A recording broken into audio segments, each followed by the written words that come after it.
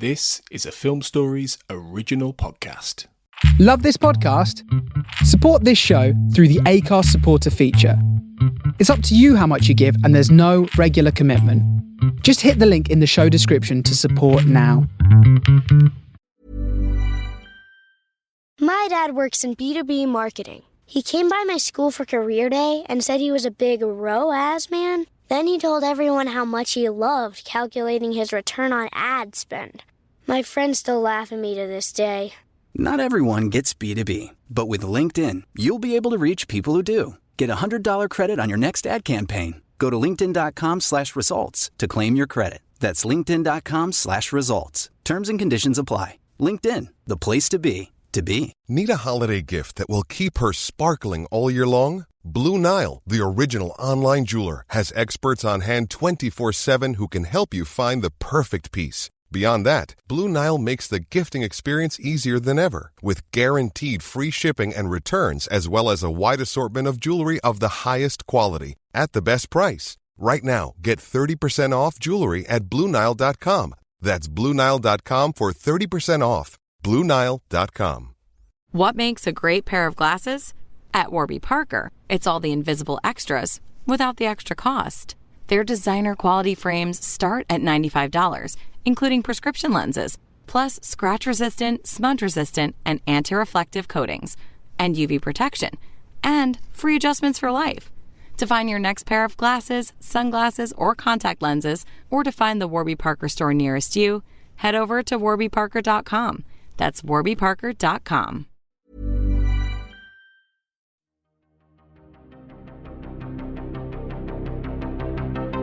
This is Writers on Film, the only podcast dedicated to books on cinema.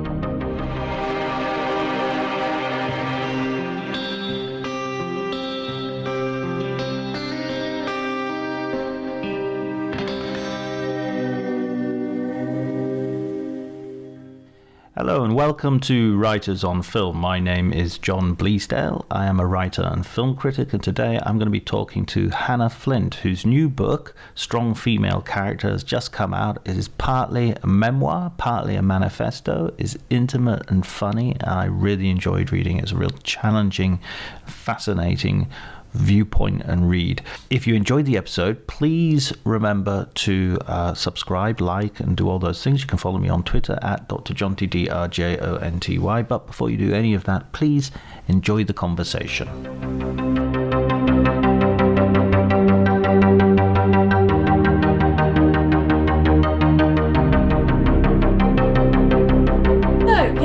So I managed to I was seeing Bardo, the Alejandro Inarritu. Ah, right.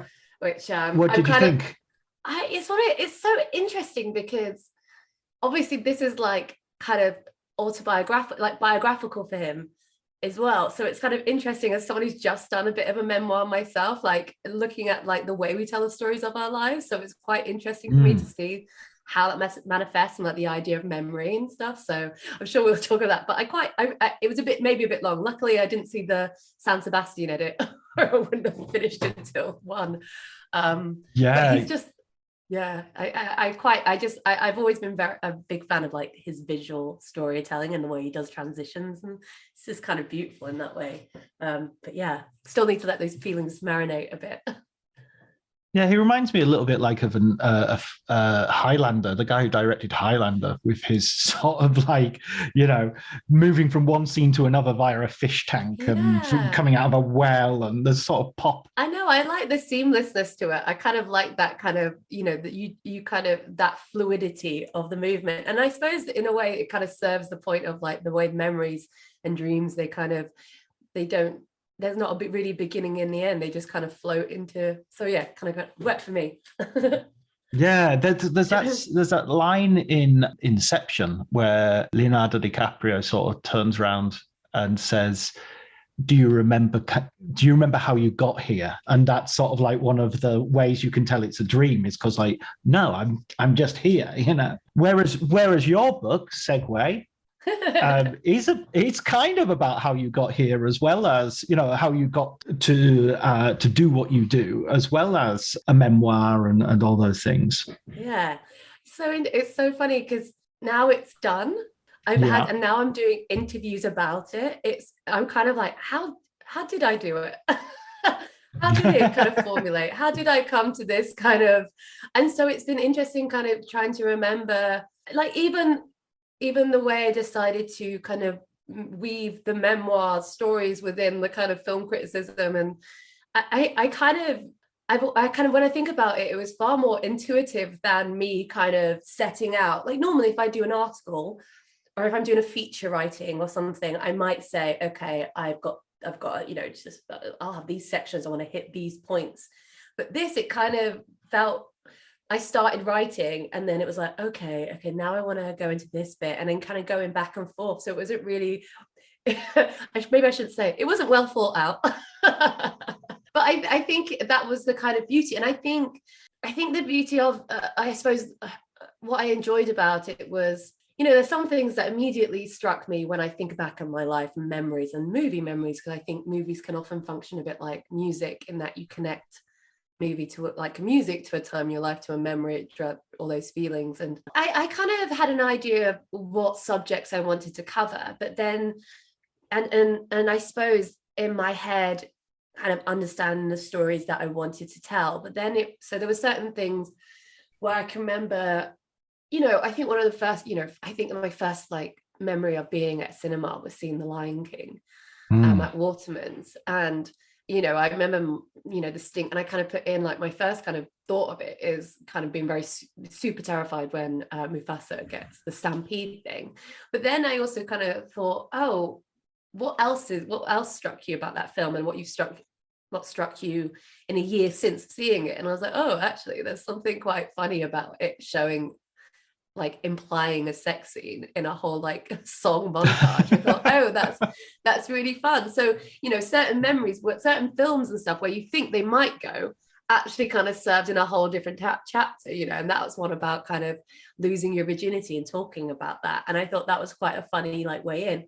And so, yeah, there's certain memories that I have of watching films. And I suppose this is how I feel about cinema, is like, I suppose I kind of say it a lot in the book, is like, I feel like cinemas and movies are kind of a reflection of life.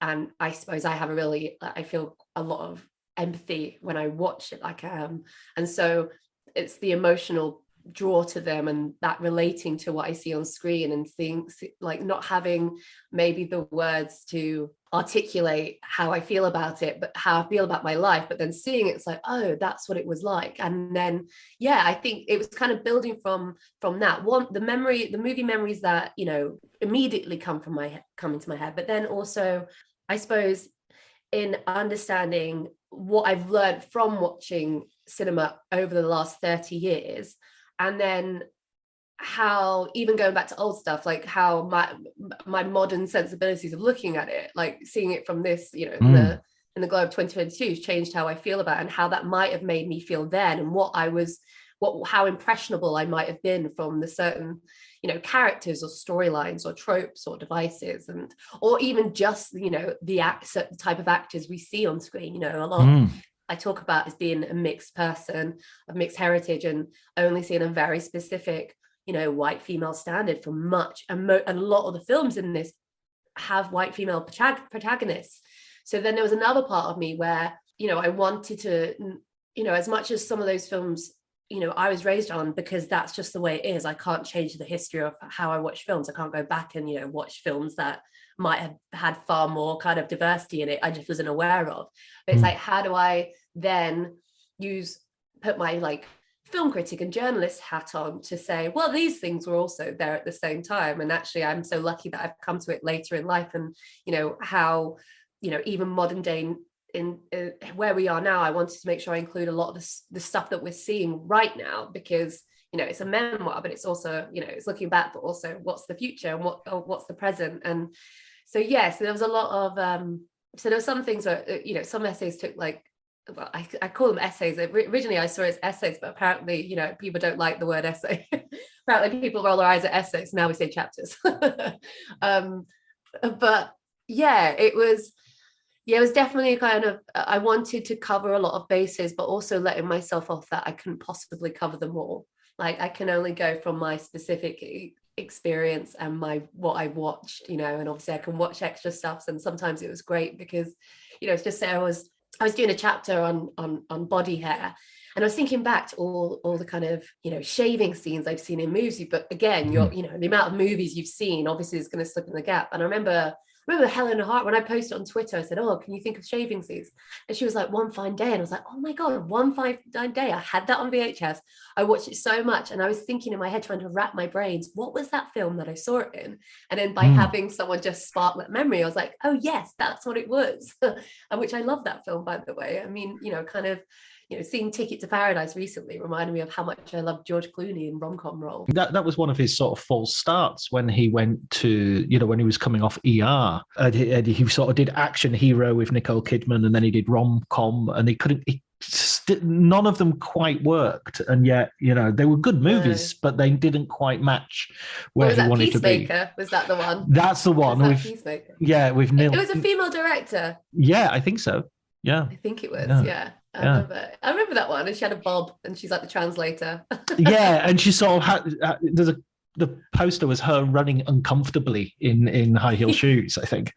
I mean, love that trope. I could have done a whole chapter on that trope. Yeah, I think the Adjustment Bureau has is it Emily Blunt running uncomfortably in high heel shoes? Yeah.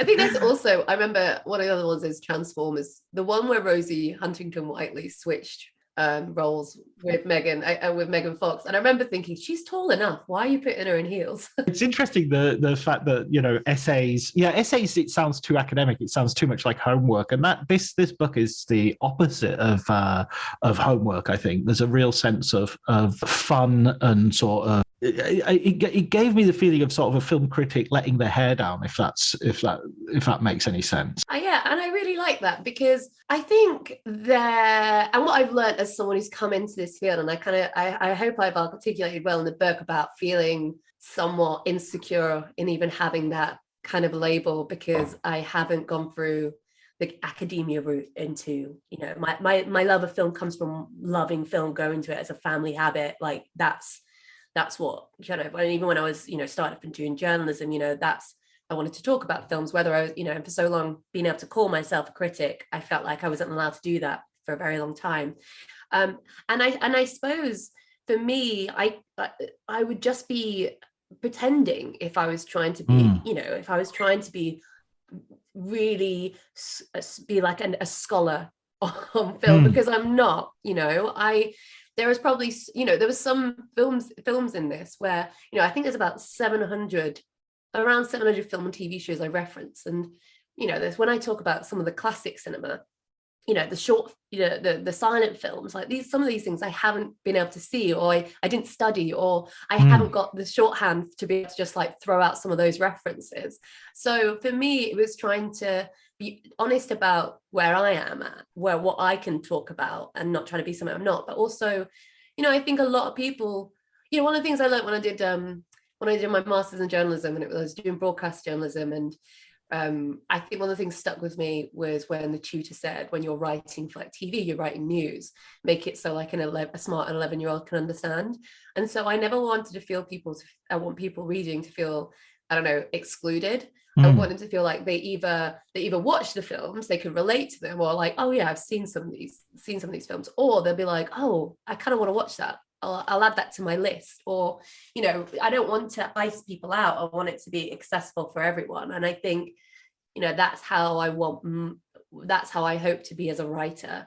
And obviously, you know, that's just me. You know, this is the beauty about, I suppose, where we are right now, is that you can find a writer for any one of your kind of sensibilities, or how you want to consume, you know, writing about film, writing about cinema, or writing about anything really. I think there is a voice for everyone. And I suppose, yeah, you know, at the start of my book, I kind of quote Charlie Kaufman, and that I mean, that quote that I use is something that I printed off and stuck on the wall in front of me, so that anytime I was feeling that imposter syndrome, like, oh God, does anyone care what I have to say? You know, just seeing him where he's like, do you know, it might not think you're interesting, just take it off the table, but what you're doing, you're offering something like rare, something that's unique, and, you know, it's important. And I suppose that's kind of how I feel. I feel like at least whether it's just one person who kind of comes away thinking, I love it, you know, and then I've done my job. Yeah, absolutely. I mean, I think everybody has that imposter syndrome to one degree or another. I mean, and I think you can tell the people who have them because they're the people who everybody hates. they're the people who definitely shouldn't be doing the job. You know, if you don't have some degree of humility, because everybody's got huge holes and gaps in their knowledge, especially now. I mean, when I was starting watching films in the 70s, it was kind of possible to watch a heck of a lot of movies, like a huge percentage of the movies that have ever been made. Whereas nowadays, there are just so many films coming out a year, and you've had another, 50 years since then. So, it's becoming there's impossible. definitely, you have to let yourself off a bit. Yeah, it is. And also, for me, it was also trying to find, again, because I talk a lot about kind of the insecurity I felt in my identity being half Tunisian, but even trying to find films that are Tunisian made, there's some things that that aren't really talked about.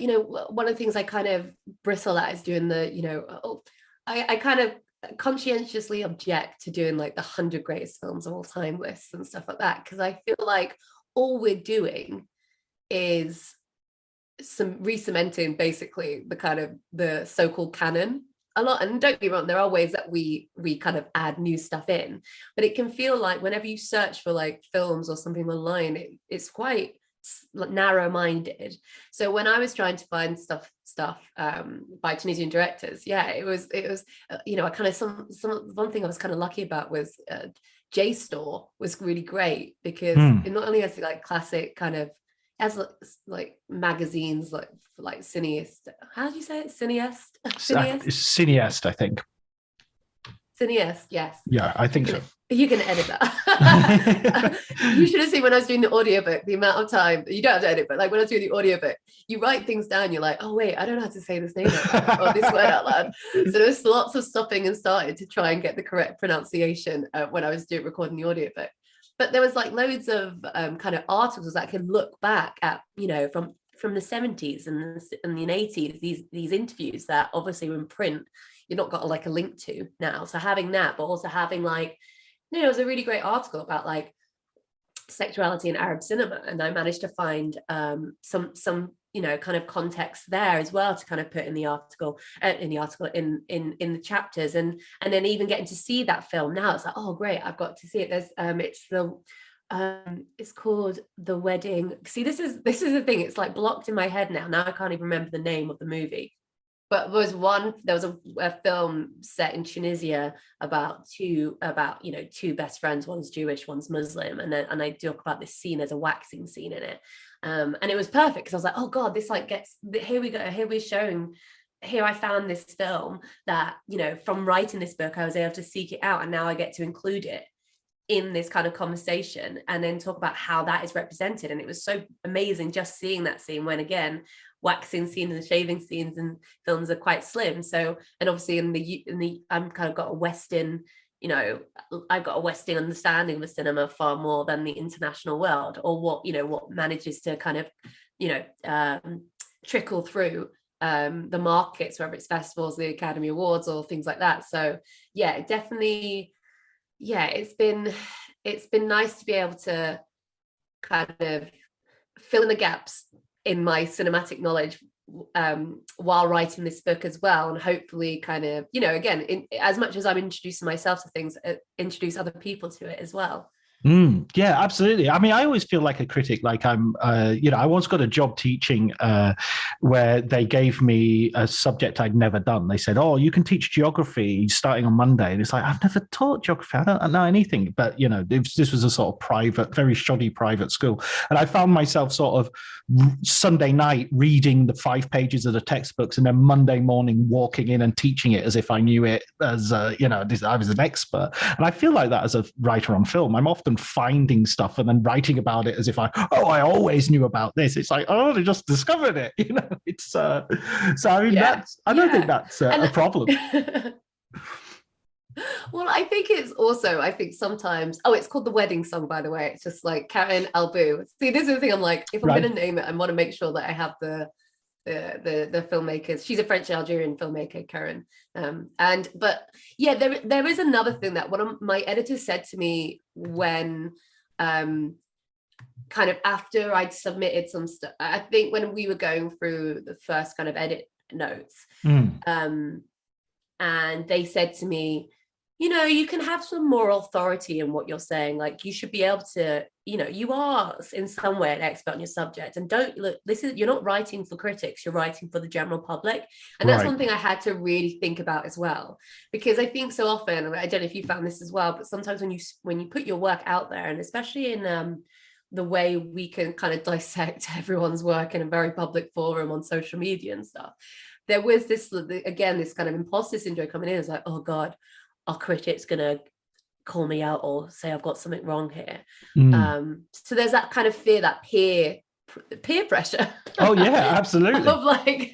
of trying to, you know, but then, you know, as my editor said, like, you know, the average person who's going to read this is not going to be, you know, they're going to welcome this as, you know, knowledge. So there's kind of responsibility there to be honest and try and be, you know, be informative in a way that's, you know, obviously correct, and a lot of film criticism is obviously subjective, so, you know, you kind of like cover your back a bit there. But yeah, there are some times when you kind of do worry if someone's going to say, well, that's not an observation, or you've got, you know, that date wrong, which I don't know. When going through this, I remember speaking to Nick DeSemlin when I'd finished it, and I was saying, did you get typos? Like, oh, everyone gets typos.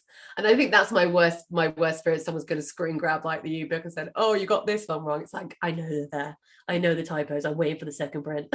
Yeah, so I have them fixed. My publishers will actually like, don't talk about typos. But I feel like, again, the anxiety in me is like, no, get ahead of the story. Yeah, I am aware. If you see a typo, I know. Yeah, a document of 100,000 words is going to have a typo or two. It's just human nature. It's just you know, it's fallibility. Yeah. And I think sometimes, again, it's that memory, because sometimes I'll, you know, even you'll remember a film and you're kind of like, have I remembered that correctly, or is it because I haven't seen it in 10 years, did I get it right? So there's a lot of me going back like, did that happen? Let me just double check that definitely did happen. Or no, there was a thing where, you know, getting the quotes right as well, like slightly, and sometimes you might get like a word wrong, and I was like, oh God, yeah, I thought I got it right. I was like, no, quickly change it. Because you know, because there can be people could be pedants who are like, well, actually, this is actually how it went. It's like, okay. Thank you for that, Jim. That's like a Mandela effect, though, isn't it? That, I mean, we have that in our culture where we think that films have lines in them that they don't have. But we, you know, I mean, what's the famous? There's several. Isn't it's the Luke Empire? Was like, yeah, that's the one I was going to mention. The Empire Strikes Back. You know.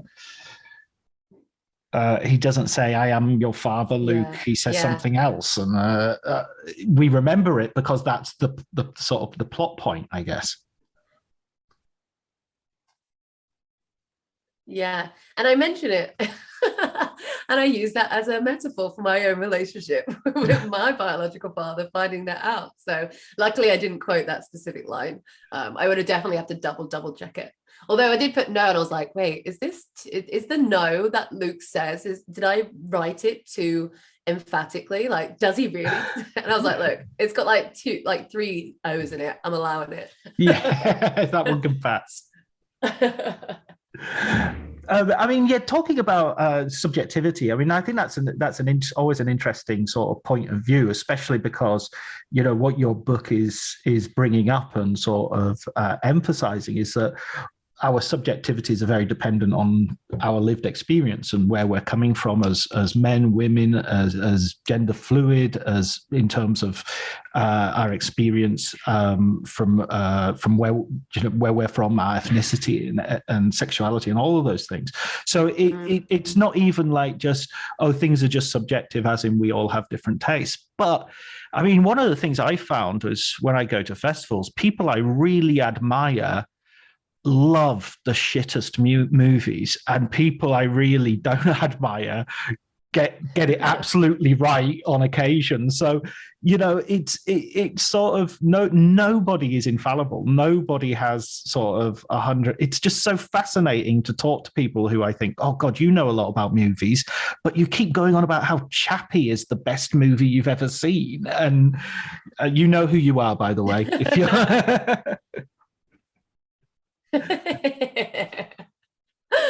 I think that's interesting because I'm sure, I don't even call it a guilty pleasure. I love Marvel films. Maybe because it's this child, maybe it's nostalgia of it. Someone who watched, it's funny. I'm kind of I'm rewatching X-Men, the animated series at the moment. The stuff that I watch on Saturday morning, Spider-Man. My brother used to have the comic books, and I used to kind of steal them. And I don't know. I don't know what it is about that genre, which I just it's a comfort to me, really. And I know that there's, I know that obviously there are some, some of it's like trash, and some of it also with the way it's just taken a stranglehold over, what is released, what people spend it on, and even, are we going to get fatigue? And certainly in some ways I do have a bit of fatigue in some areas, but I think that doesn't mean just because I enjoy that doesn't mean that I can't enjoy, like An Elephant Sitting Still, in that 4 hour, very quite bleak films. I think we don't watch films in a vacuum, so there could be any number of things that have gone on in my life that has made it so that I enjoy this specific genre of movie. But I like the idea that now I love far more variety of films than I ever did before, and I suppose I come from cinema as a place of, I don't like writing bad reviews. I don't like going into a film and coming out disappointed. I want to have that escapism, because I think it truly is an art form. And so yeah, I it's one of those things where now, and every time is where I just don't get it, where I'm like, I love Malcolm and Marie, but a lot of people really hated it. And me and my friend, I've got a critic friend of mine, I think a lot of people took issue with it because it seemed to be like criticizing critics. I'm like, but where's the lie? Like, I just don't see why we have an issue with a filmmaker using his art to deal with the subjects that they relate to. And I thought it was quite funny. I thought it was quite on the spot on certain things. But there'll be like other things like Spencer. I really did not get on with that movie at all, but people love it. But I just respect the fact that we source different things. I feel like, it's all about another thing that I feel about a lot is, and only after writing the book, and I kind of wish I mentioned it because I've just done a piece for Empire about Rashomon, but just like that subjectivity of truth and reality, and like our perceptions, and I might be seeing the same movie as you, but I'm seeing a different movie. And I think that's why an easy way to kind of, I don't know, let people off if they don't like the stuff that you do, or you don't, and we don't want uniform tastes, otherwise that'd be just so boring and bland, and Absolutely. I mean, I find it easier to have people hate stuff that I love than it is to I find myself really having to restrain myself from popping people's bubbles when they say they love something which is objectively, provably bad. But then you see something like The Room, right, which is, objectively bad. But it's amazing. It's the best film I've ever seen. Yeah, and I suppose, I don't know, I think it's interesting because I think I touch on this a bit because I do that chapter on, I suppose, social media and the way we can so easily give our opinions. And I suppose I'm trying to think what is the urge to kind of take that something away from them? I don't know, I think I get annoyed when I post something and someone replies and it's like a negative. It's like, oh, what's that urging you to say something completely bad about it? But then I suppose that is just human nature as well, because I suppose this understand if we have such an adverse reaction to something, the idea that someone has a positive reaction to it is beyond. And also if we're kind of still sticklers, and don't get me wrong, there is a good form in criticism, like what we should be looking at in how we analyze film. But then also you have to take the that emotional thing as well. It's like I can watch the film A Simple Twist of Fate, which I mentioned in the book. The reviews for that at the time were terrible. But I can look back on that film really fondly because it was part of, it was Steve Martin. I loved his films, especially the family stuff, especially stuff about fatherhood, because of my own complicated relationship with my biological father and also with my stepdad. So, I think there's the mind approach and then there's the heart approach. And I suppose it's kind of like accepting us trying to do our best to, I don't know, write it out and then delete it. Save your tweet for drafts. But I totally get that. And I've tried to do better at not, because I think I have in the past been like, oh, snarky, who cares? But then you realize like, God, there's humans behind all of these people. Like everyone's just humans, and we can get, and I know how I felt when I've had criticism or like had people knock things that I've enjoyed. And it's like, do I want to give that back? So I'm not perfect, but like I'm trying to do better at kind of just allowing that feeling or that urge to kind of, go past, like fizzle out a bit, and then just, get on with our lives, really. I think movie. They never stop coming. I think the for me it's trying to use humor, I think, as a way of sort of soft, I try to use sort of hyperbole and stuff like that as a way of sort of allowing people to like what they like and all the rest of it, but still be able to sort of get into the rough and tumble of critical, shouting at each other and what have you. I think the worst one recently has been about Athena. Yeah. Have you seen Athena?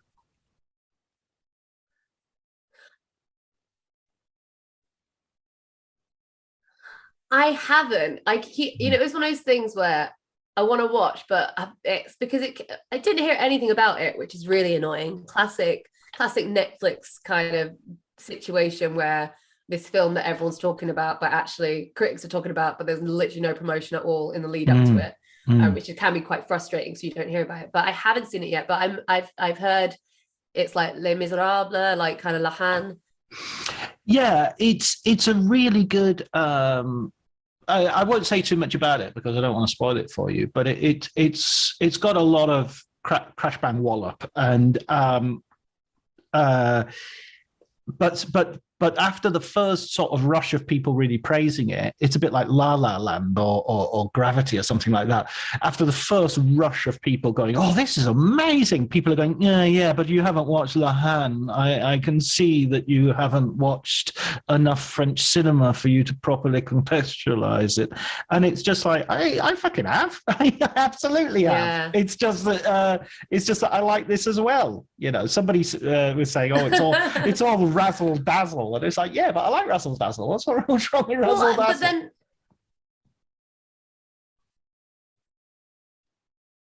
But also what I find frustrating about that argument, and especially when it comes to showing marginalized stories, is that, oh, we've already had this. How many white films about like white criminals or like, working class kind of situations have we seen? We've literally, there is an endless number of these stories that take it told from a white perspective. But when it's like a specific thing where you can tell a different story, it's like, I find it really frustrating because it just shows you're saying, oh, you're only allowed one at a time. Do you know what I mean? You only have one of those. And then you kind of just limit anyone from being able to tell that story again. And, they're not the same films.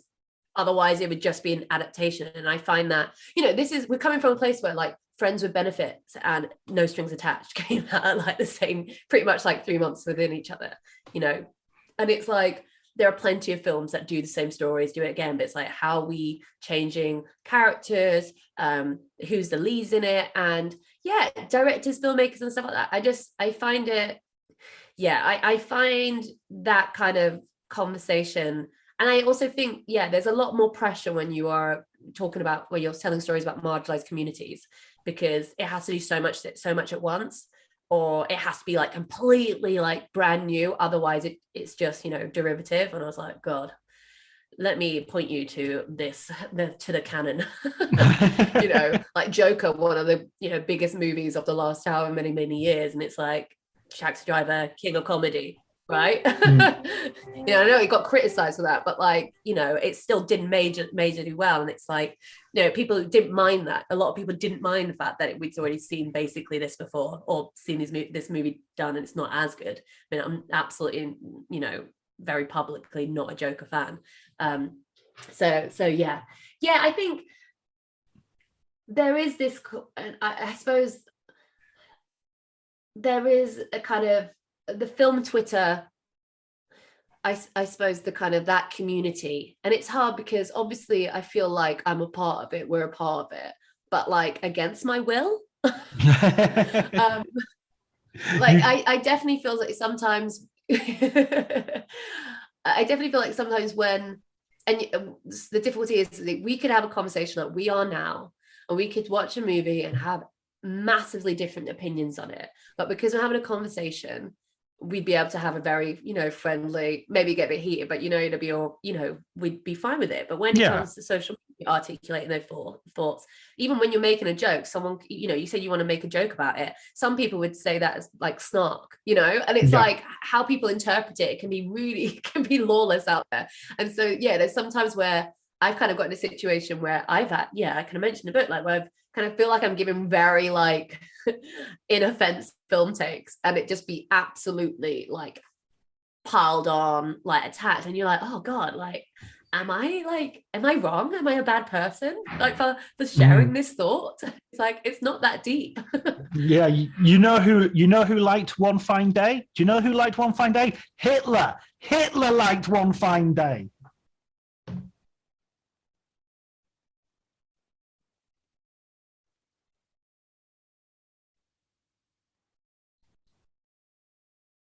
So wait, you kind of cut out a little bit. Yeah, it was. I heard, I heard you say, who liked One Fine Day. Okay, can you hear me now? There's a bit of a delay, I think.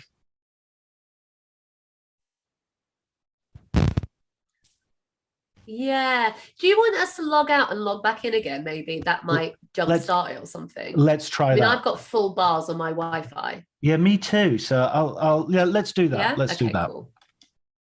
Answer that way, it might be a lot easier to try like know when it's ended, when I finish what I'm saying. Yeah, that sounds fine. And I kind of was already sort of trying to do that and not interrupting you too much, so that because every time I said something, it sort of seemed to happen about 6 or 7 seconds after I said it. So okay, I'll start with the last thing I was saying, which was, you know who liked One Fine Day, Hannah? Hitler. Hitler liked One Fine Day. That was my joke. I honestly, it was worth the wait. But it is like that, isn't it? It's kind of like, there are things, and don't get me wrong, I mean, I can be like that a bit as well, because I suppose the things I care about, but I try and not do it to people directly. Because there's a whole chapter dedicated to how Arabs are represented on screen, the history of it. And so when Dune came out, it kind of was very frustrating to me that a lot of the reviews weren't really take into account the kind of how much it's ripped off and it excluded Middle Eastern, North African actors from this film, whereas obviously people always try and make excuses like it's sci-fi, it's this, it's that. It's like people may say a lot of things just to stop Arabs having any sort of place in cinema that isn't terrorism. And I had people say to me when I did it, when I wrote a piece about it, someone did the classic, this is my favorite, someone said like because I said Fremens are obviously supposed to be like Bedouin Arabs, Imams, again, like kind of people who are indigenous to North Africa. I mean, it's called, or even the Middle East, it's called Arrakis, for God's sake. And someone's like, well, they are terrorists. I was like, you know what? That is such a simplistic view of who the Fremen are. And if you think that, because they say, because it's the jihad that happens, right? And it's like, but if you think they're the villains, then you obviously don't understand what Dune is actually about. Everyone is villains. Everyone's a villain in Dune. That's the point of it. And then I remember so that kind of frustrates when you kind of like, I can't be asked to get engaged with this, because it's like, I talk about like a bad faith argument. Like, who has the time? Who has the bandwidth to process that? And then, then when they were casting Dune 2 and, the Padishah Emperor, which again, that kind of name, the Padishah, is like an Ottoman title for like a leader, even like Persian history. And also, again, it's based on Ibn Khaldun's book, The Macadamia, and he talked about Arab civilization, and let's not pretend that like there weren't like, Arab colonization, there weren't, this is the whole point. Like, I think every kind of civilization has had some point of the kind of indigenous people, and then the people like in the metropolitan who kind of like empower, that whole kind of dysfunction and that dynamic is prevalent in so many ways beyond Western colonization. And so when I was like, well, once again, we've got like literally all that cast is being filled with white actors, Florence Pugh and Christopher Walken, and someone's like, well, why do you want them to play like colonizers? And it's like, okay, so make your mind up. You could either want us to not play the Fremen because they're terrorists, or you want us to not play the the emperor or any of that because they're colonizers. Like, just say you just don't give a shit about Arabs and let's just call it quits, because that's what basically is. And it can be sometimes quite frustrating when then there's a kind of a lack of acknowledgement. And I suppose this is why I feel it was so important for me to cover this in my book, because there has been writing on it, as I mentioned, Edward Said, Jack Shaheen, like there are plenty of like Middle Eastern, North African, I think we might say Swana nowadays, Southwest Asia, North Africa. But there are plenty of people out there, but we just don't have like the voice, and we just don't have people care because of I kind of think it's a lot about like geopolitics as well, if you and how cinema has kind of like cemented this view that we are kind of other. The thing about Athena, what's interesting is like, that's a great film. It's been said it's a great film, and it's like, oh God, it's getting in it. It's like Lahan, it's like Linda Zaraba, and it's like, I kind of like, yeah, but I'm sure it will be, and I can't wait to see it. But I kind of, can we just have like, why does everything have to be wrapped up in trauma when it comes to like people of my heritage? I want to laugh. I want to have fun. I want to, I feel like, we see when, Sylvie's Love is a great example of like a Black film where it's about romance, and there's not got this hangover of oppression that's fundamentally like, do you know what I mean? That kind of, it's just nice to have like a love story between two Black people where it's not, wrought with, undertones of slavery and all that when it comes to this Black joy, right? So I'm like, I want Arab joy, and I want these films, but I just don't want them to be the only films. And I want to see mainstream, I want to see mainstream movies and white directors who are basically borrowing from these cultures, or not even are trying to ignore it or erase the origins where these stories come from. I feel like we do that a lot. And I think, when it comes to, Arab, Middle East, and North African stories, it's so funny how much we shoot in these regions, Jordan, Wadi Rum, like all those places. And yet we will not put people from those regions in the center of the narrative. I just think it's funny with Star Wars. Like, I went to Mos Espa recently. I went to Tunisia recently. I saw your pictures. And I was like, why? How Tatooine? Yeah. Well, yeah. It was. I had to do it with my little Obi-Wan Kenobi doll. It was so funny. Someone there was like, "Oh, can I take a picture?" Like, because I brought it. She was, "Oh, can I take a picture of him?" And I was a bit like, "No, get your own Obi-Wan Kenobi." But I don't want to be a dick, so I let her. But I was like, "You best not post it on social media. Don't steal my thunder on this."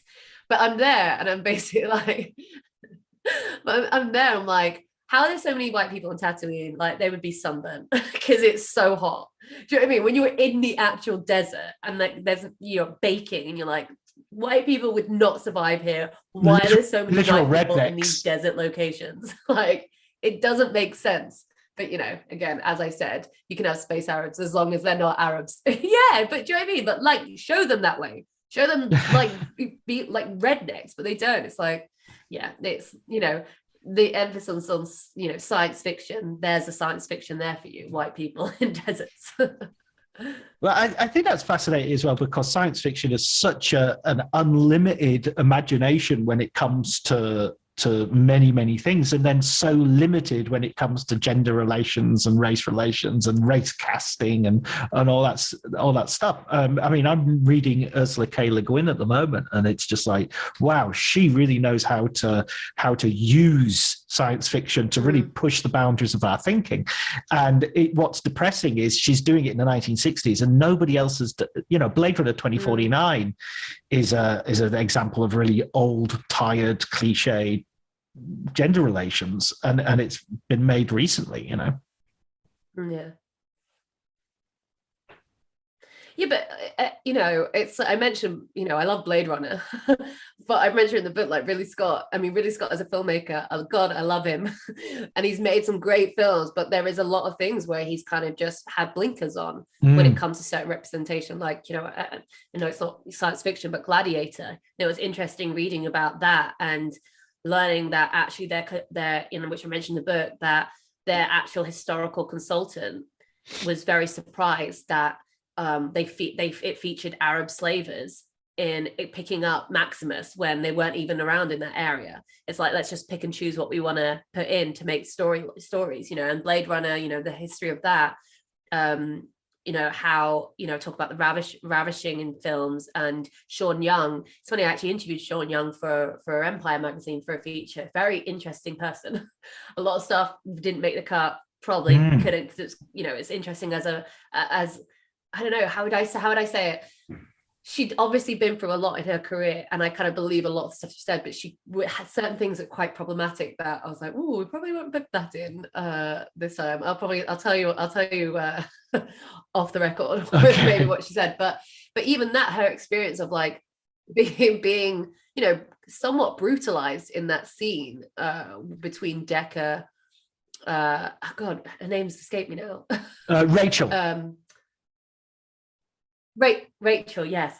So that scene, it kind of like how in the moment she kind of felt that it seemed to be somewhat payback, like because she allegedly turned down Scott's advances, and so we see that scene, and you kind of look at it with that. When you look at it with that knowledge, you kind of like see it, and you're like, oh wow, that is a bit slightly messed up.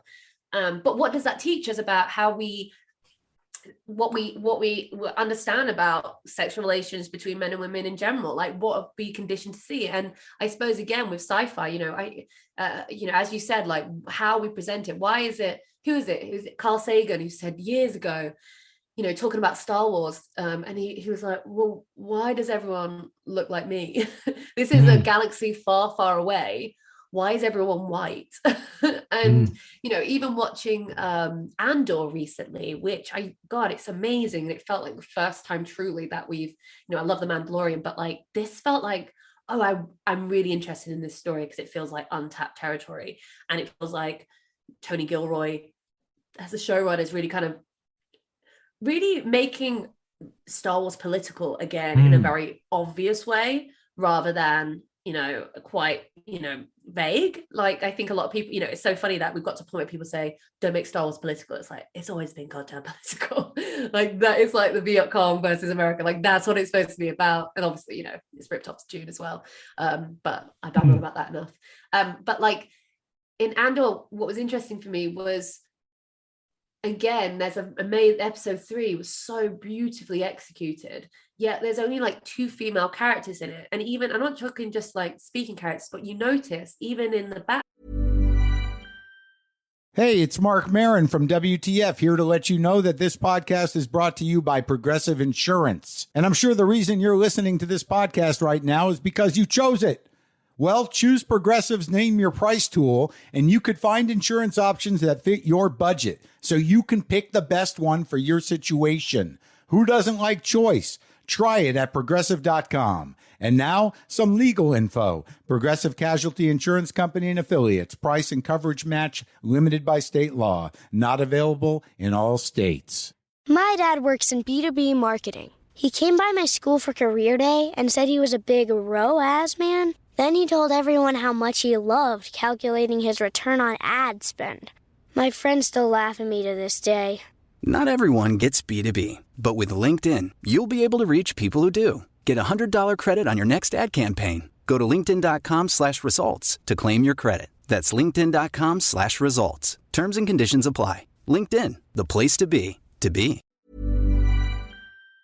Background, like, you know, the corporate soldiers or corporate police force, you know, all of them are men.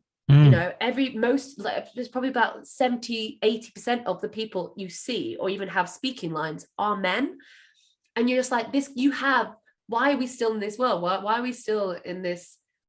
Why are we projecting our specific kind of society into a galaxy far away? Can't we like expand on that? Can't we do it differently? Can't we, you know, I loved in that series, in the episode, because we see in the indigenous planet where Anda is from, it's like a woman leading it, but it's such a small scene. And you're like, well, why can't this be everywhere? Why does it have to be still projecting our patriarchal society in another world when the possibilities are endless? So yeah, it can be quite frustrating where actually sci-fi is like, let's just put a spaceship and then just do, you know, 80s England. Yeah, absolutely. I mean, I hate to bang on about Le Guin, but, well, I don't. I love her as a writer and as a thinker. But I mean, just she has a simple thing where marriages on one of the planets she's talking about are between 4 different people. And you just go, huh, there's an idea. And in some ways, that kind of makes more sense when you have people who have, you know, the nuclear family is no longer as sort of ubiquitous or as universal as it used to be, or indeed if it ever was, actually. John, can you just repeat that again, because it was really crackly? Sure. Ursula Le Guin, she's talking about a planet in which the family unit, a marriage, essentially, is between 4 people. So it's 2 men, 2 women, and they have sex, you know, interchangeably, let's say, and it just shakes up. You think, well, okay, and it's normal. It's not like this is, whoa, look at this freak show. For that planet, that's normal, and the idea of having just a couple is a little bit odd, you know. So yeah. just stretching those possibilities. Where why would every planet have, you know, a 19th century idea of what a family should be?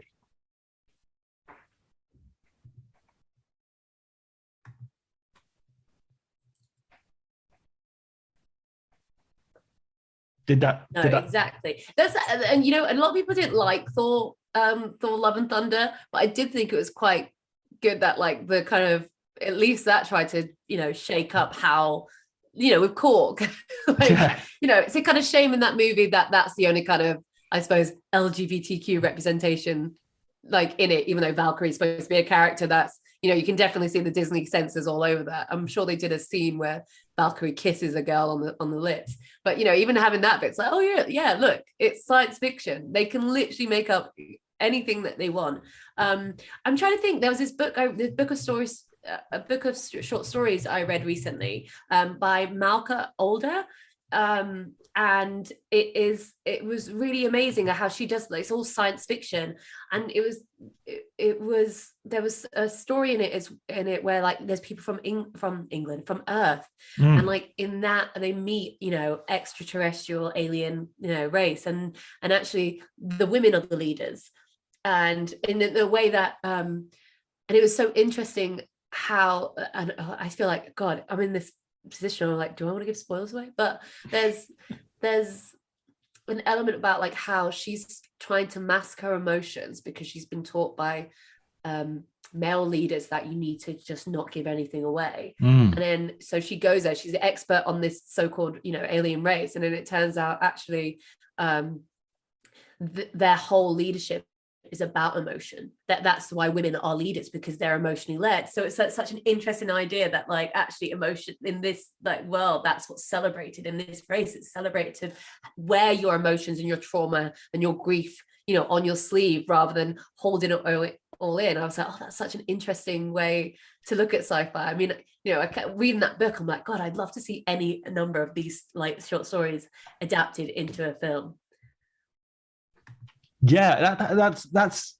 I mean, it's just about imaginative possibilities, and it's also like it's out there in the world. There are loads of places which are huge cultural differences, and that's sometimes why we go to see films. But just to change tack a little bit, one of the things that really impressed me about the book was the idea that you're using film as well to talk about things which are very intimate. We already talked about like the shaving already, female hair and all those ideas, and you get into sex, you get into masturbation, and it's done really well and really interestingly, and that sort of struck me as such a bold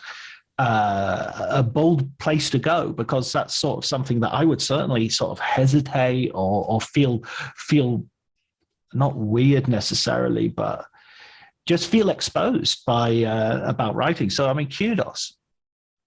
Yeah. Oh, well, thank you. It's funny, when my mum read the book, because obviously I do a whole chapter on motherhood, and there's obviously a lot of personal information in there, and feelings and emotions.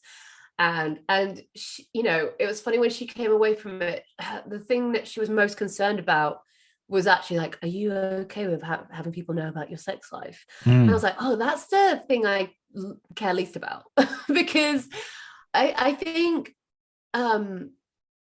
I just, don't get me wrong. It's interesting. There are things that I would say in this book that I wouldn't just tweet about, because I feel like, I don't know, I feel like this is specific for this book and I can do it. I don't, I think sometimes 280 characters seems a bit, you can't really get into it. Whereas this, I actually had space to explore it and, have my own voice in it, where, I'm not going to get it picked apart, like if I posted a tweet or something. But for me, it felt like I can't be this sex positive. I feel like sex positive voice, and want to champion that and see more representation, and hopefully like have, again, like I hope that people reading this will hopefully feel more emboldened to embrace their own sex life as well, because for many years I hadn't. I was, as I say in the book, there's some things where I used to not center myself in romantic relationships, didn't know how to orgasm, or all these different things that I think for too long, sex has been treated as this taboo, and cinema has only really presented a very masculine view of sex,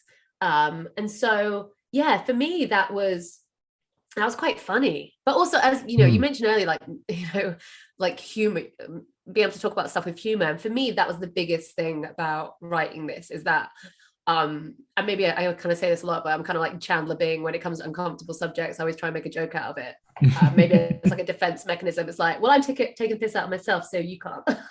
so yeah, there's definitely an element of trying to make it a bit jokey, and I don't know, maybe that makes it a bit more accessible. Like, hey, it's weird and it's uncomfortable and it's awkward, and like that's what I love seeing on screen. So I feel like if I wasn't as open, if I wasn't as open, it wouldn't be as authentic to the story that I really wanted to tell. So yeah, that was talking about my sex life. I suppose there's things I definitely didn't put in. Like I kind of wanted to avoid too many, specific anecdotes. I don't know, there's things that I just didn't want to just throw in for the sake of throwing it in. Because I think, again, it's memoir, but it's not, the anecdotes are there for a reason, and I could just have like thrown it in, done a load of like, oh, this sexy and this actor I banged or whatever like that, but it had to be kind of, I wanted to make it a bit more concise, so it had a point rather than just throwing things in for the sake of throwing things in. Who knows, maybe the next book I'll go into more detail. But actually for me the hardest thing is writing about I suppose my family stuff. That was the hardest thing, because you want to be honest, but you also want to respect there are certain things I didn't want to divulge on. It's not just me I'm writing about. I'm writing about other people in my life, or obviously not in my life in the case of my biological father. So I wanted to be really mindful that I was being truthful to the situation, but not letting everything hang out, because I don't want, because you just don't know if some, again, my mum's a public figure. And so the idea that I don't want to write anything that could potentially be used like against her or anything, not I think it is, but I think, our relationships with our parents, no matter who they are, you know, they're not perfect.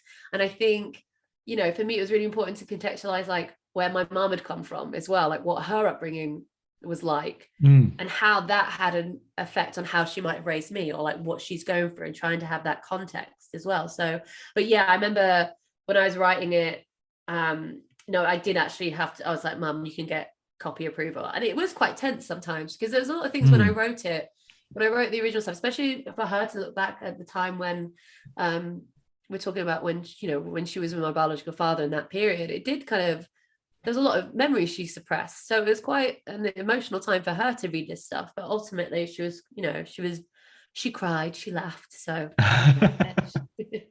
and she's proud of it anyway. But yeah, I don't know. It is interesting, because I feel like, you know, the biggest inspiration for me writing this really was a combination of like Roxane Gay's Bad Feminist, and also I remember reading Caitlin Moran's How to Be a Woman years ago. And, you know, she was very open and honest and made a joke out of it. And I thought, you know, yeah, I could do that. And also my experience is very unique to me. So I suppose in a way I was kind of trying to write the book. And I don't, you know, but I don't think there has been, maybe there has been a book like this, but I feel like how I've done it to do this memoir with the movie commentary and stuff like that, I don't think I hadn't read anything like that. So I was trying to write a book that I would have loved to have read when I was younger. You know what I mean? The book that would have like made me feel okay. Like I was I'm really writing it for my teenage self, to be honest, if anything. So it's trying to be like as relatable, authentic, but also knowing there's, you know, I don't have to put everything about everything. It's like I don't have to have every single movie reference in it. I don't have to put every single part of myself in this book. I just what's relevant to telling this story and hopefully kind of making the points that I wanted to make. And it's so interesting, because it's like I think what it brought back to me, and obviously I'm from a really different sort of generation as much as anything else, but what it brought back to me is just how much you learn from the movies, how much you look to the movies to escape, yes, but almost how much you look to the movies to go, what is a relationship? What should I feel? What should I look like? What is cool? What is the definition of asshole according to Bruce Willis? You know, where do I get these? And so, and you're not sitting there thinking, oh, this is ideological and I'm going to get it. You're sitting there just thinking this is the way the world is. So of course it's the perfect moment for ideologies to sort of seep in without you, because you're so unguarded when you're watching films. So that's what I found with this book, was just appreciating how the impact of films and how they intertwine with even the most. I'll give you an example. Actually, going to the sort of the more intimate side, to speak euphemistically, I guess, being a little bit, but like. I wanted to do a video essay with Lee Singer, who does all these wonderful video essays. And I proposed to him one about male masturbation, because whenever it's on screen, male masturbation is seen as being like either Fana American Pie or Kevin Spacey in American Beauty. What a sad wanker! Literally, what a sad wanker. So when I was reading your chapter about masturbation, I was sort of going, there's a bit here that I could say about blokes, but of course that's because I'm a bloke watching men wanking and thinking, oh, you know. And then you see Call Me by Your Name, and it's like, there you go. That's how you do it. 1 second, John. I think my dad's just coming into the flat. Okay. Right. Sorry. Are you right, Dad? Sorry. Yeah. Don't worry. Sorry. I'm by the front door, so I can hear like scratching. No, but that. I think you're totally right. Like I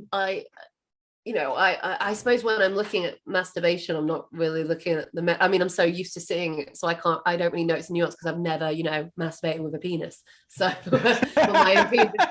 But I think that's the thing, and but what you do notice is when there's such we get these stereotypes, and this is the problem, is that we create these tropes and they become cliches and repeat them, and then they become the norm, and then suddenly, how do we move away from that? How do we show actually that's not really realistic? There's a lot of things where Yeah, definitely. When it comes, it's interesting. Like, I can definitely say with male characters is that, you know, there's a certain type of action here, this kind of stoic kind of, that's the way it's supposed to be, and there's not a lot of emotion. You know what I mean? Like, kind of not room for that. And I feel like nowadays we are having that far more. We're having more like, we're moving part these stock characters. And I think what I was trying to do in this is like how much these stock characters, again, like you said, like, well, as I tried to say as well, it's like there is such an influence, because when you're not having conversations at home, when, you know, sex education is so small and it's such a, again, still such a taboo thing, that you look to what's on screen. And, you know, looking at porn as well, it's important for me to kind of look at that subject, because you know, that's technically, that's still, they're films, they're movies, you know, it's still using the same techniques as they would, whether it's Boogie Nights or, you know, whatever's on YouPorn these days. But so it's kind of, how do we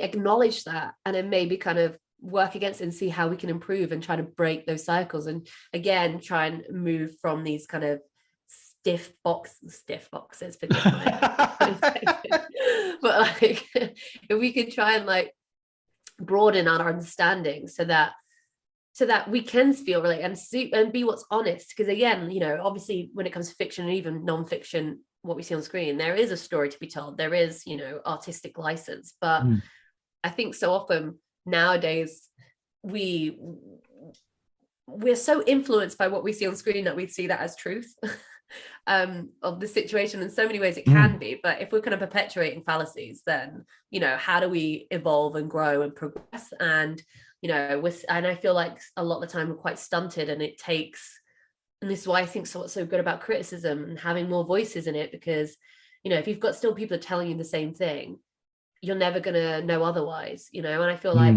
that's why I think it's important to have these, to understand the art that we put out there, that actually we can discuss something, we can love something, but also understand where it maybe perpetuates bad things, even while it's a really entertaining kind of film. You know, I love American Pie, but come on, that whole scene with Nadia is kind of gross when you think about it in the cold light of 2022. I would even say like earlier than that, I think a lot of people felt like, oh, this is a bit awkward. So yeah, it's not about like totally shitting on films that might have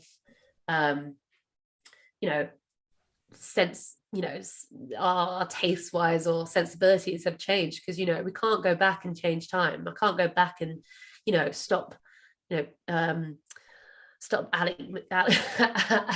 Guinness doing brownface to be in Lawrence of Arabia, but you know, I think we can understand why we don't do that anymore. You know, why there's a reason why we don't do these things, but there are a lot of things where it's, you know, we're in this gray area when it comes, because we've got so much more content and we've kind of moved on a bit. It's like there's such a gray area now, so it takes a bit more precision to understand how these kind of covert kind of prejudices or kind of misrepresentations or depictions can actually like penetrate the wider culture and wider society and kind of keep them from progressing, rather than thinking actually we should probably nip that in the bud. Absolutely. I mean, yeah. It's. I don't know. I come from literature, so I find I don't have much of a problem with this sort of separating art from the artist sort of thing. I don't even feel a need to do that. I can appreciate stuff made by terrible people. You know. It's a conversation we need to have, and it's a conversation, and it needs to be out there and expressed. But it's never sort of stopped me from watching stuff. Yeah, don't get me wrong. Like, I mean, bad people make great art. There are bad people in the world, and I think what we've seen with Hollywood, there are a lot of them there. You know, you don't have to be a good person to make great art. You know. But I think there's something about what I feel like now is, what do I choose? Do I need to watch it? Like, you know, there's this thing like, do we need, when I think about all the films that I haven't seen, you know, I was thinking there's a bit in it where I talk about in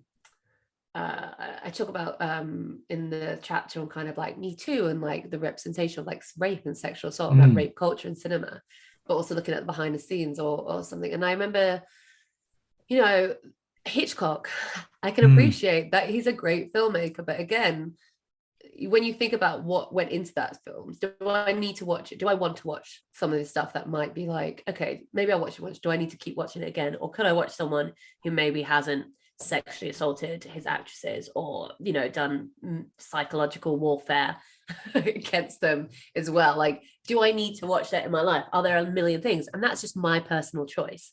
I would never, you know, there are people now who, you know, one of the things I won't do is, you know, Roman Polanski for me, I don't want to watch any of his films because he is a convicted rapist, pedophile, and he's never served his time for that conviction. He ran away, and whether you believe, you know, he was given too harsh, you know, sentence, blah blah blah, all that. He did it, and I feel like if he wasn't a filmmaker, if he wasn't a great artiste, everyone, if he was just, you know, a plumber, everyone would be like, no, you need to go to jail. Do you know what I mean? Like, he wouldn't get away with it. I feel like we need to also understand that just because someone makes great art doesn't mean that they are above being held to account for the pain they might have caused off screen. And, you know, the fact is, I can't stop him making, you know, movies now. No one can, because he's obviously still making it. But I can choose not to watch any of his films and not try and endorse it. And that's how I feel about certain filmmakers, because there are so many others out there. We were in literally the best time, really, when you think about it. We've got more choice than we've ever had in the history of cinema,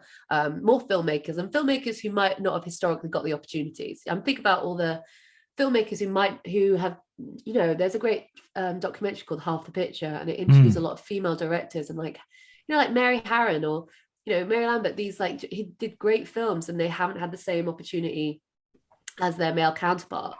You know, and I think that makes me sad, you know, the fact that there's a lot of filmmakers out there who are terrible people, terrible, harmful people, but they've had every opportunity to make the movies that they want to do. Whereas people, other, you know, whether you're a woman, a person of color, you know, any other kind of, you know, from an intersectional background, they haven't had the opportunity. So I'd rather spend my time trying to learn about that and seeing film for what, you know, those stories being told, than, you know, watch Polanski basically do a thinly veiled kind of defense through French history of an old story about someone being falsely accused of something. It's like, oh God, I don't need that in my life. Yeah, I mean, I think that's a valid position, and I just find that I'm very, I don't know, I suppose this goes with this is a very personal sort of opinion. I don't see it as dictating what anybody else has to do, but I'm just one of those people who I have to see stuff. And you know, I remember very early on in the days of the internet when Saddam Hussein's execution was online, and I thought, oh, I've got to see that. I mean, now I don't know why I have to see that, but I don't know. I can remove the context of something from the thing itself. Well, that's what Nope is all about, right? I've not seen it yet. Oh, okay. It's all about Saddam Hussein. No, yeah, it is. It's actually, that's the spoiler. That's the twist. That's the twist. It's Saddam Hussein. No, but it's about the spectacle. Right, I see. Why we're so, you know, why anything that can be, we're kind of desperate to see, maybe also, there may be something also because it's like there's the taboo of it. Like, we're not supposed to see it. Oh, yeah, absolutely. 100%. I mean, I come from a Catholic background, so it's like, you know, tell me not to do something and that's immediately what I'm going to do. You just go to confessional weekend, do 7 Hail Marys, and you're good. Exactly. I miss it so much. But I think there is, you know, it's like sometimes I find, do you remember, you know, when there was like the hack of where all these actresses, you know, against online, the fappening, the fappening, right? Yes. And like everyone's searching and googling it, and like we all did it, and it's like we've got this morbid curiosity as well. And I suppose there is that need, but I suppose for me, again, I think because I do find that I do have this emotional, like I find it really difficult to watch anything Johnny Depp is in now. I remember seeing Murder on the Orient Express. And it was just after the whole stuff, because I remember being in a newsroom when all the stuff was going down with the divorce, and you could see it from very early on how much his team had kind of, you can see the PR spin, you can see the crisis management work, and you can see where it was coming from. I don't know about you or your listeners, but I'm very much I'm sure I wouldn't like Amber Heard as a person, but I 100% side with what her accusations, especially as in a UK court, it was proof, like he proved it. Anyway, beside that, but I remember seeing Murder on the Orient Express and just thinking, oh God, he just leaves a bad taste in my mouth now, and I enjoy it less. So it's kind of like I want to avoid things where I just don't. I automatically going to go in and just not enjoy it. Like Mel Gibson, like I don't want to see a movie with Mel Gibson in. Like when I saw Daddy's Home 2, I was like, oh, this guy. Do you know what I mean? It's like, and that's just me personally. Obviously, everyone has their own relationship to those things. So, I'm not gonna, I'd never kind of like, I might eye roll a bit, but I would never like call someone out for doing that. But I do think there is something to be said about like what we cover as media, what we choose to cover as media outlets. Because when I think about like, when it comes to reviews from festivals, it's always interesting to me. It's like, what was it recently? The Louis C.K.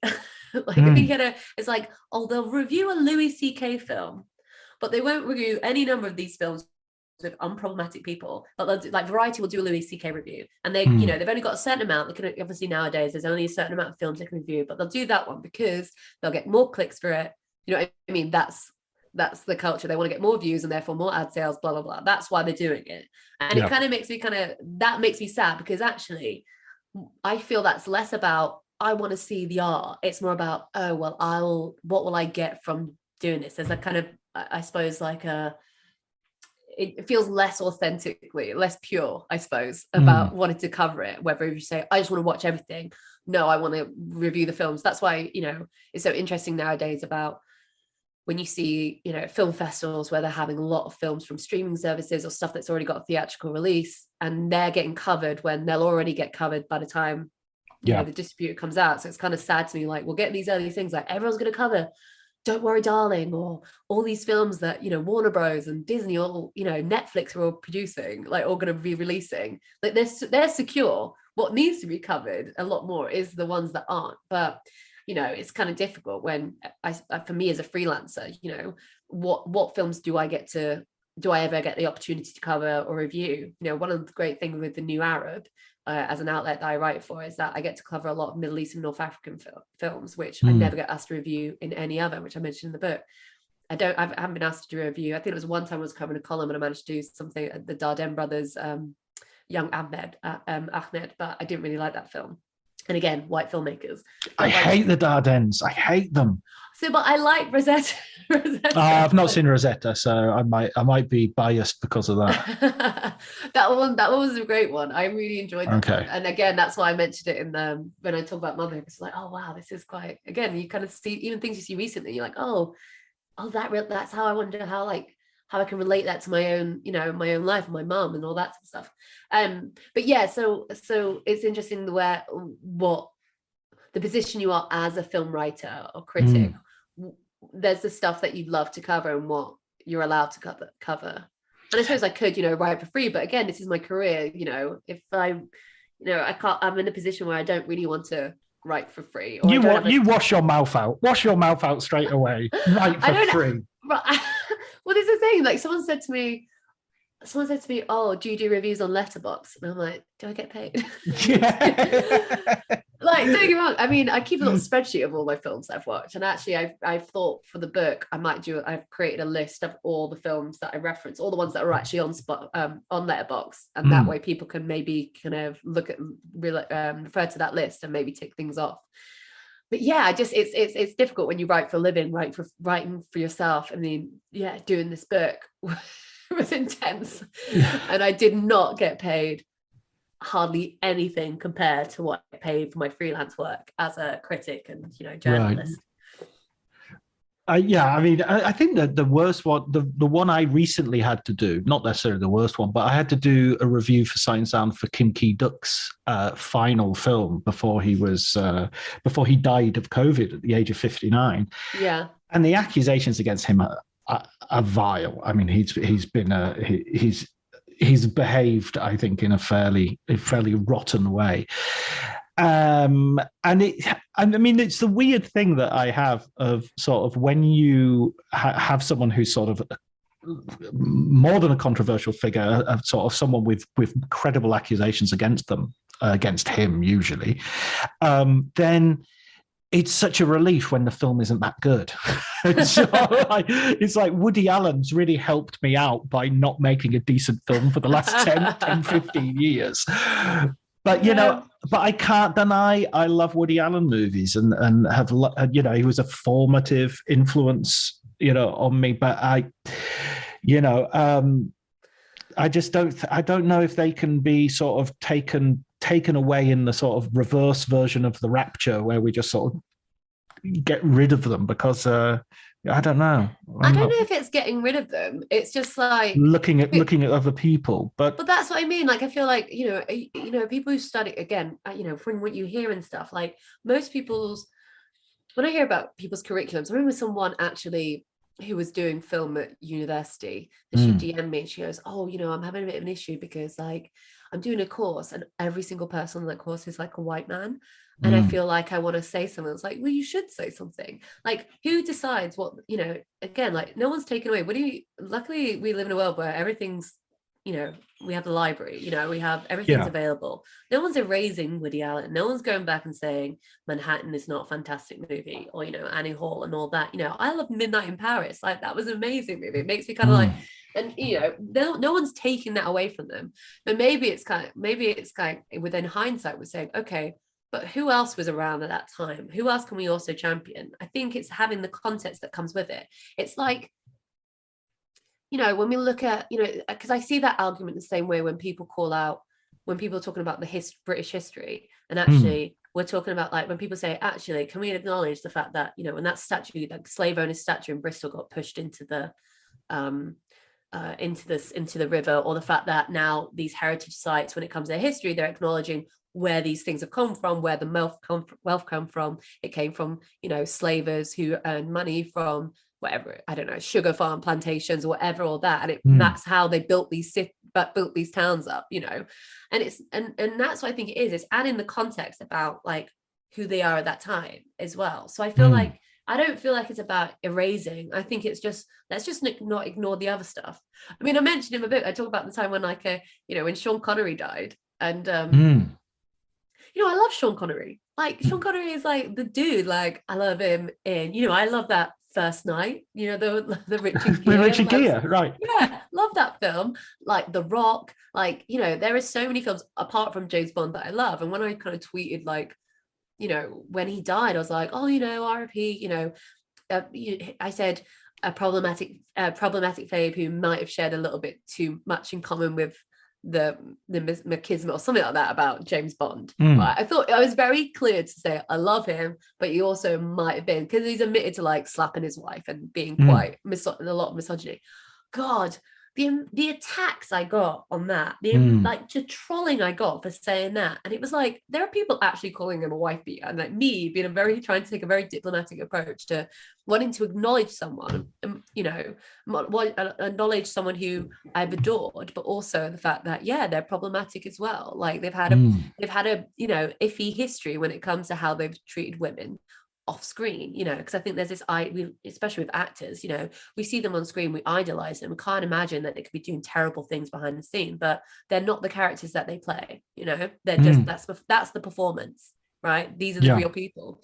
And so I feel like a lot, there's a lot of people think, oh, you're just trying to erase it, or you're trying to change history. No, we're just trying to show the real history, not the whitewashed version of it that is palatable to people who kind of want to maintain this kind of nostalgic view, rather than just acknowledging that actually people aren't perfect. They're people, and that's what I feel like for me. I do think there is, you can talk about like cancel culture and that, but I also think it's just consequence culture. And I feel like a lot of people who complain about, oh, we're trying to raise these people off the curriculum, all this type of stuff. It's like, no, maybe it's just like making more space to understand that, again, like when you look at, I think Helen O'Hara's book, Women in Hollywood, really just shows how much women have been erased from the conversation, and we need books like hers to show that no,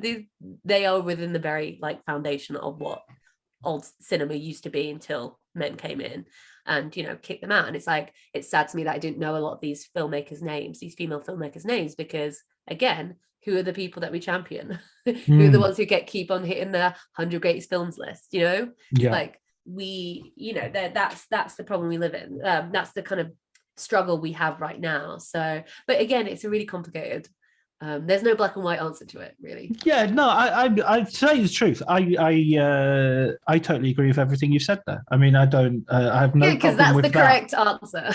Oh yeah, well, you know, I was expecting no less. I mean, I'm always ready to. I always assume I'm wrong, but I go because, you know, I go ahead because it's you know, every mistake is an opportunity to learn.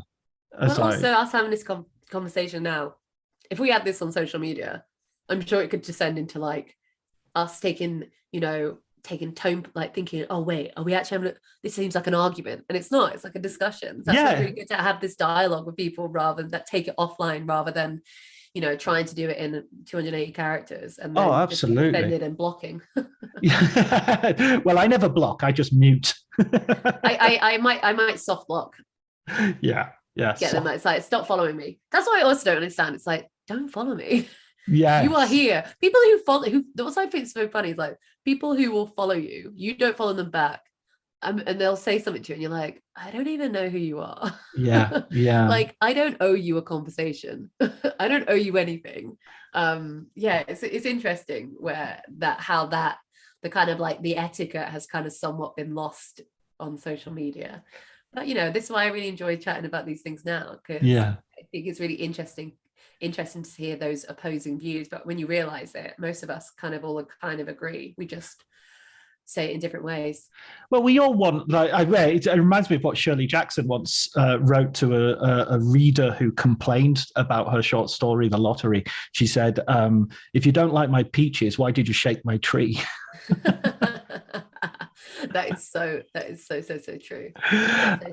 And I think that's so interesting, that because that reminds me of like the kind of there's a conversation where it's like, who are reviews for?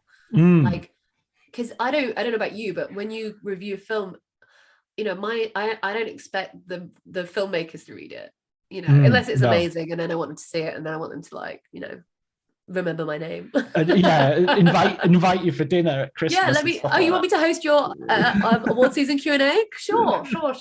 I'll fly to LA, thank you. But who do you think they are for then? The reviews that we're writing, the stuff that we're doing. For audience goers, for movie watchers, right? I feel like that's, you know, because I feel it's interesting, because when as someone who's, I suppose it's different as a professional in the industry or people who write stuff, I'm very aware of not reading reviews before I've come to see the movie, because I don't want to have that influence my opinion, because this is what I do for a living, and I don't want to just regurgitate what other people say. I think that can sometimes. I had someone, it's very interesting. I had someone the other day who DM'd me, was asking about, you know, how she does at the moment, she does like letterbox reviews, and she wants to know how to like become a writer. I gave her a bit of like tips. So maybe try these blogs, I'll try new writers. And then she said to me, she goes, oh great, well, you know what, I love your Twitter, and I don't always recycle your takes as my own. And I was like, oh. And I was kind of like, that's kind of weird. And I said to her, maybe come up with your own takes though, because that's literally the point of being a critic. Yeah. Why? You know? Yeah. It was an interesting that someone admit that. So I'm glad I kind of said that to her. But yeah, that's the thing. I don't want to be influenced by. Well, you know, obviously after it, there's some great, and I love reading reviews because it makes me a better writer, to see people who I consider probably better at the job than I am, or have a different perspective. You're welcome. But I think, like, yeah, that's who I'm doing it for, like, you know, the every person, like anyone who wants to watch a movie and speak in their terms, who might want some guidance, you know. But you know, obviously, if I always think, like, you know, filmmakers, read your own reviews at your own, you know, peril really. And that's what I have to do now, because I don't know, I've got this. I actually was talking to my therapist recently, is why I'm seeking out criticism, when I like search for things online about the books, like, because I want to know if anyone's saying shit about it. And it's like this weird urge. Yeah, I've got a few more therapy sessions to really get into that. but it's weird. Like, now I'm in a position of like, oh, people are going to review my work. How am I going to feel if someone says it's absolute garbage, or just hates it, you know? And so I think, yeah. And somebody will, because everything is somebody's favorite and somebody's worst of whatever, you know. Every single thing has, you know. But they'll be idiots. The people who hate will be idiots. This leads us on to the last question, really, which is what is a film book that you would recommend to our listeners? Well, women in Hollywood, I'd have to say Helen Hart. I'm sure you've had her on, right? Yeah.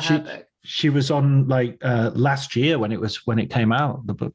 Yeah, I think that for me, that was I read that in one day. That I just steamed through it and just kind of like, oh, this is so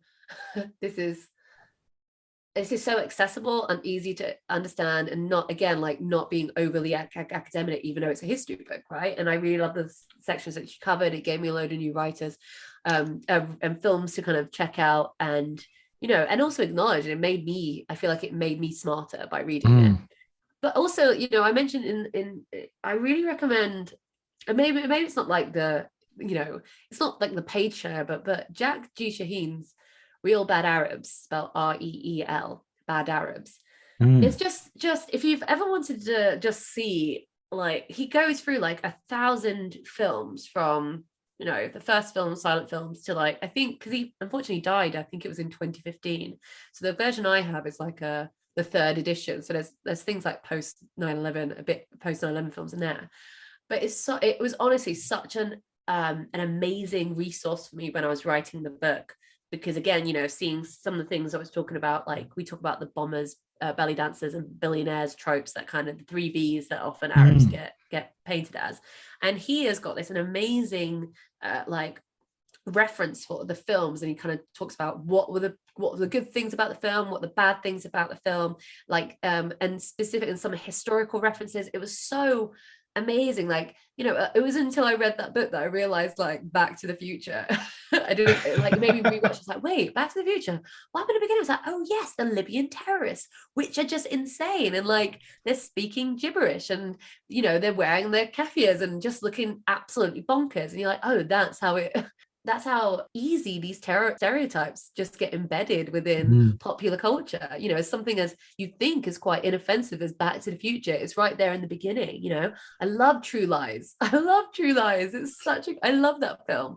And then you realize that, wait a second, yeah, this is kind of bad. Like, this is a really shitty, like anti-Arab like terrorist. And you know, as I say in the book, it's kind of all the rage. So having that book as a reference was amazing. And for anyone who is interested to see things that they might have missed, and even just having a book, you know, and also he lists down all the good ones as well. He's like, these are the good ones as well. So yeah, I thought that for me is a really great reference book for anyone who kind of wants to learn a bit more about what the obvious and not so obvious films that basically kind of continue to position Arabs as these evil, megalomaniac, psychotic, you know, overtly sexual people. I mean, they're not. I mean, they're as much as that as white as the Western world is, you know. It's what's interesting about it, when you realize a lot of these stereotypes, like, yeah. So there you go. Helen O'Hara's Women in Hollywood, and Jack G. Shaheen's Real Bad Arabs. Brilliant. That's excellent. That's really that's great. I'll love it. Well, I've already read Helen's, obviously, but I'll look up Real Bad Arabs, because I haven't seen that yet. So it's very thick. It's right. Like you can hold open a door with it. Like, it's such a good reference. Like, anything's like, wait, what about Rules of Engagement? You go, oh shit. Excellent. Well, listen, Hannah, it's been really brilliant reading the book and wonderful talking to you. I think we've had a detailed, nuanced, complex conversation, which is almost as good as Twitter, but not quite. No, well, thank you so much. It's been so nice to be able to chat about it. And yeah, it's so nice to be able to, I don't know, speak with people who like my book. Hey. But no, thank you so much.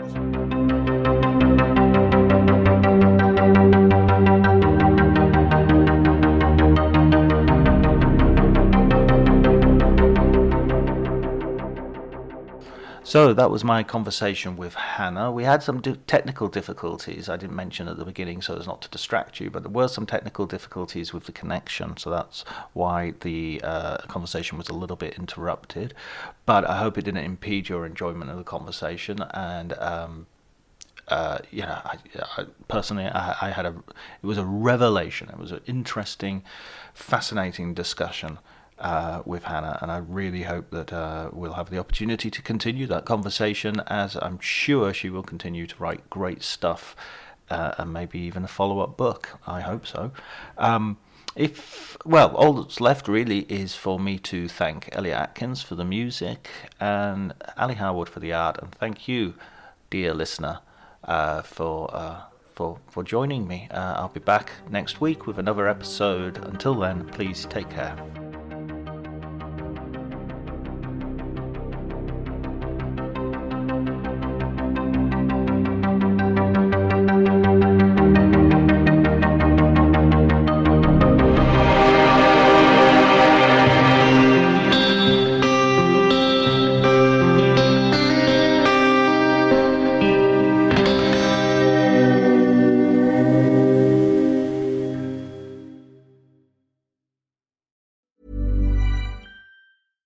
If there's one thing that my family and friends know me for, it's being an amazing gift giver.